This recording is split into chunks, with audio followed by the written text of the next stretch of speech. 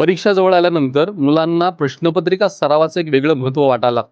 पण कित्येक विद्यार्थ्यांना असं वाटतं, की मी लवकर वाचावं, पाठ करावं आणि मग नंतर अगदी शेवटच्या टप्प्यात थोडाफार लिखाणाचा सराव करेल.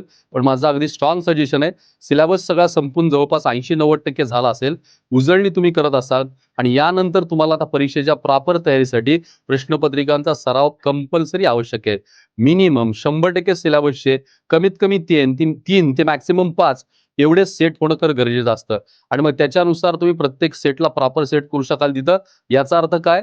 बोर्डाच्या टाइपच्या प्रश्नपत्रिका आपल्याला सोडवल्या पाहिजेत. अतिशय इम्पोर्टंट क्वेशन रिव्हिजनला आपल्याला घेतले पाहिजेत. यानंतर फक्त वाचन, पाठांतर कामाला येणार नाहीये.